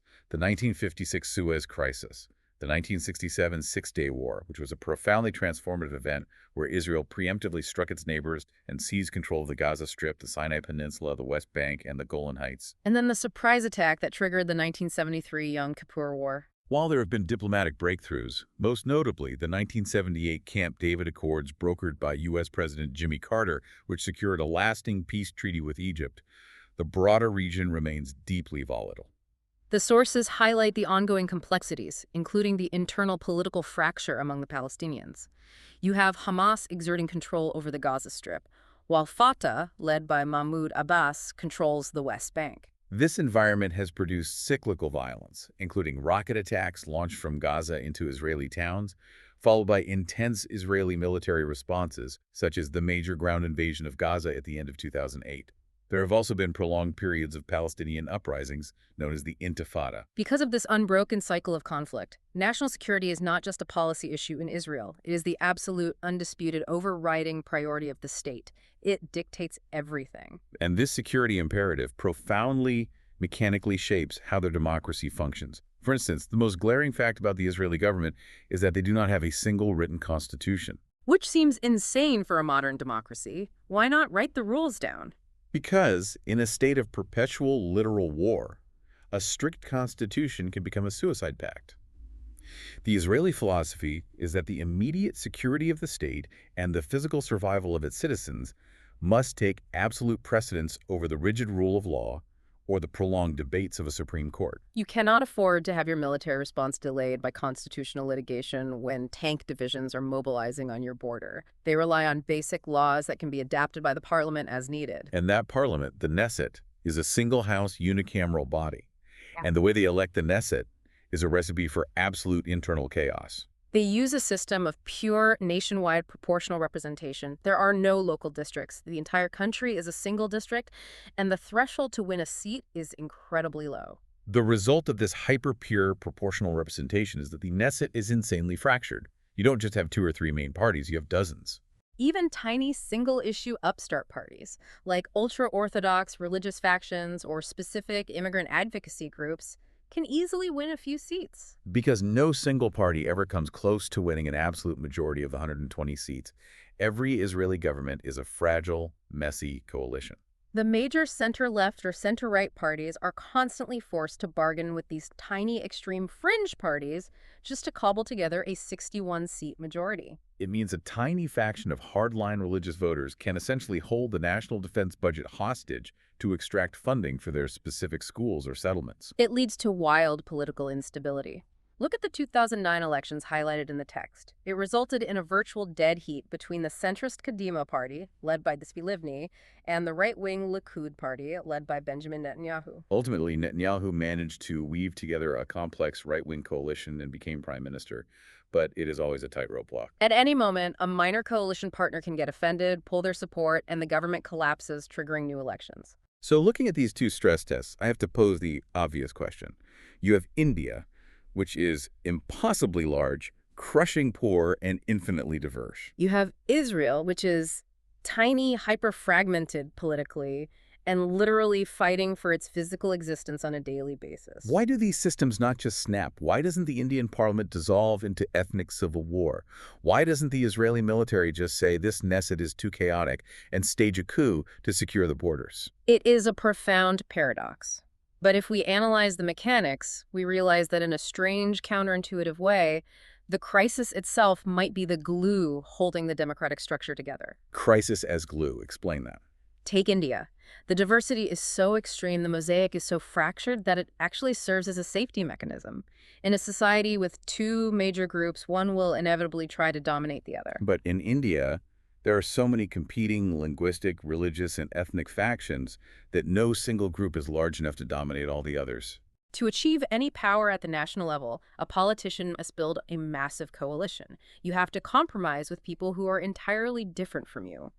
The sheer scale of the diversity mathematically mandates democratic cooperation. And for Israel? For Israel, the perpetual external threat forces internal unity. The domestic politics inside the Knesset are vicious, petty, and endlessly chaotic. But underneath it all, every single faction understands the existential reality of their geography. When the rockets start flying or the border is breached, the internal squabbling instantly evaporates. The external pressure forces the political factions to form emergency unity governments. No matter how deeply they despise each other's domestic policies, they're forced to cooperate because the alternative is the physical annihilation of the state.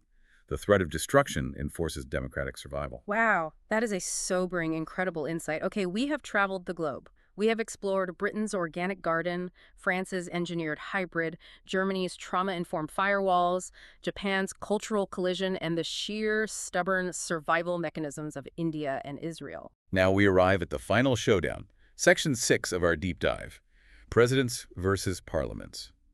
How does the American system, which most of us are so familiar with, actually stack up against the parliamentary models we've been dissecting? The differences are stark, and they ultimately boil down to a philosophical disagreement about how power should be checked and balanced. Let's look at the ultimate authority in the state: legislative supremacy versus judicial review. In the United Kingdom, Parliament is absolute.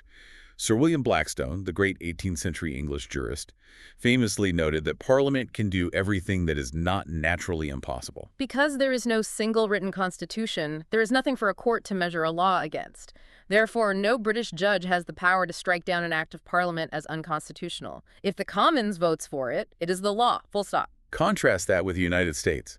Ever since the landmark 1803 Supreme Court case Marbury v. Madison, the U.S. has operated under the doctrine of judicial review. The written constitution is the supreme law of the land, and the unelected justices of the Supreme Court have the ultimate power to look at a law passed by the elected Congress, signed by the elected president, and declare it null and void.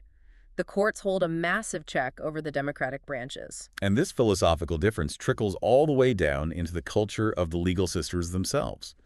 Look at how the two nations treat the legal profession. Great Britain strictly bifurcates its lawyers. You have solicitors who work in offices, prepare the cases, draft the contracts, and advise clients. Then you have barristers, an elite group who actually wear the robes and plead the cases in the courtroom. And when Britain needs a new judge, they don't hold a political election or rely on a partisan presidential appointment.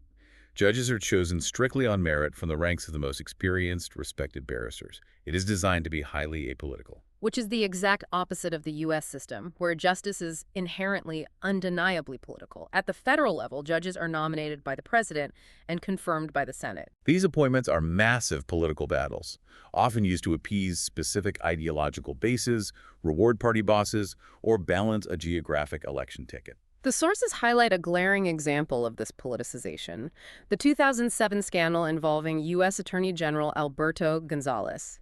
He was forced to resign in disgrace after it was revealed he had fired several U.S. federal prosecutors, not for incompetence, but purely because they weren't politically loyal enough to the administration's agenda. In the U.S., the justice system is an extension of the political battlefield. Then you have the issue of how the executive is held accountable. Parliaments favor direct, combative accountability. In the British system, they have question time. Every single week, the Prime Minister is required to physically stand at the dispatch box in the House of Commons and face a barrage of hostile, direct, unscripted questions from the Leader of the Opposition and other MPs. It is loud, it is theatrical, but it forces the executive to defend their actions in real time. They cannot hide behind press secretaries or carefully worded statements. In the American system, the president almost never sets foot in Congress, except for the highly choreographed State of the Union address. To hold the executive accountable, Congress has to rely on its specialized committees. They hold sprawling, multi-day hearings. They issue subpoenas for cabinet secretaries and lower-level officials. And while these committees can uncover vital information, they frequently devolve into partisan theater, with politicians using their 5 minutes of microphone time to create viral sound bites for their re-election campaigns, rather than actually interrogating the witness. Which brings us to the politicians themselves. The level of party discipline is entirely different. In a parliamentary system, particularly those using proportional representation, the political party is everything. The party leadership decides exactly where a candidate ranks on the national election ballot. If an MP decides to be a maverick, breaks party ranks, and votes against the leadership's bill, the consequences are terminal. The party bosses will simply drop that MP to the bottom of the list for the next election, effectively ending their political career. Party discipline is absolute because survival depends on it. But in the U.S., legislators operate like 535 independent, highly funded prima donnas. The legendary former Speaker of the House, Tip O'Neill, famously said, "All politics is local." A U.S. representative cares more about what the voters in their specific district think than what the party leader in Washington thinks. And today, all politics is heavily funded by pay money political action committees. The sources cite staggering financial figures. In just the 2004 federal election cycle, $1.85 billion flowed through the hands of political consultants. Because American politicians have to build their own individual brands and raise their own massive war chests to survive primary challenges, they're essentially independent contractors. They don't owe their career to the party boss, they owe it to their donors and their local base. This makes it incredibly difficult for a president or a Speaker of the House to force their own party members to fall in line on a tough vote. So, if we look at the American system objectively, through the lens of this deep dive, you have an executive branch constantly gridlocked with the legislative branch. You have a highly politicized judiciary. You have hundreds of independent legislators who care more about paxi money and local primaries than national party cohesion. Why hasn't the U.S. system just collapsed into dysfunction? Why do we endure this constant friction? Because of one overriding foundational strength: the unparalleled security of the fixed term. The United States sacrifices the flexibility and immediate accountability of a parliament in exchange for unbending absolute stability. The U.S. president cannot be ousted by a sudden vote of no confidence just because a policy polled poorly or a minor scandal broke. They're guaranteed a 4-year term. Yes, critics loudly argue that the U.S. two-party system has become dangerously ossified and unresponsive. They point out the glaring mathematical flaws of the Electoral College. The text specifically references the year 2000 election, where Al Gore won the national popular vote, but George W. Bush won the presidency via the Electoral College math. But despite those deeply debated flaws, the fixed terms of the Constitution provide a rigid framework that allows the nation to weather storms that would instantly topple a parliamentary government. When a massive geopolitical crisis hits, or a sudden economic shock occurs, the United States government isn't going to collapse overnight because a minor coalition partner got angry and pulled their 10 votes out of the majority. The president remains the president. The Congress remains the Congress. The machinery is designed to grind forward slowly, but it is almost impossible to derail entirely. Which brings us to the end of our global expedition. We set out to understand the machinery of democracy, and what we found is that there is no single perfect engine. We explored Britain's organic garden, where unwritten tradition and the terrifying accountability of the no-confidence vote keep the executive in check. We analyzed France's heavily engineered dual executive, built specifically to stop the legislative chaos that doomed its previous republics. We examined Germany's trauma-informed basic law, utilizing federalism, and the constructive vote of no confidence to ensure a dictator can never again centralize power. We observed Japan's fascinating cultural collision, blending feudal patron-client loyalties with Western voting booths. And we witnessed the awe-inspiring, stubborn survival instincts of India and Israel, proving that democracy can somehow function under the crushing weight of massive poverty or the existential threat of perpetual war. It proves that the democratic model is wildly, surprisingly adaptable. It can bend and mold to fit remarkably different economic realities and cultural histories. But I want to leave our listeners with one final, deeply provocative thought to mull over. A question raised at the very end of our source material. We've seen democracy adapt to European trauma, Asian culture, and Indian demographics. But can this Western model truly adapt to the deeply traditional Islamic societies of North Africa, the Middle East, and parts of South Asia? The text suggests there might be a fundamental philosophical friction there. There is a profound tension. The foundational premise of Western liberal democracy is individualism, the rights of the individual, secularism, the separation of church and state, and a tolerance for deeply diverse, conflicting viewpoints. The literature questions whether this hyper-individualistic blueprint is fundamentally incompatible with societies whose legal systems, cultural identities, and daily rhythms are entirely based on a singular, all-encompassing religious framework. It forces us to ask a very uncomfortable question. Is democracy actually a universal human truth? Or is it a culturally specific tool? If you try to force a Western democratic blueprint onto a society, especially a society that is desperately poor, where citizens are prioritizing daily physical survival, clean water and food over abstract concepts of constitutional theory and free speech, does that inevitably lead to disaster? Can a society that values communal religious obedience successfully operate a machine built on individual rebellion and secular debate? It is a question without an easy answer. You cannot force a population to embrace an ideology they don't culturally value, and as the old saying goes, starving people cannot eat freedom. The miraculous resilience of democracy in Germany, Japan, and India offers profound hope for its adaptability. But the ongoing struggles, civil wars, and authoritarian regressions in other parts of the world serve as a stark warning. The architectural blueprint does not work everywhere. We ignore the soil conditions at our own peril.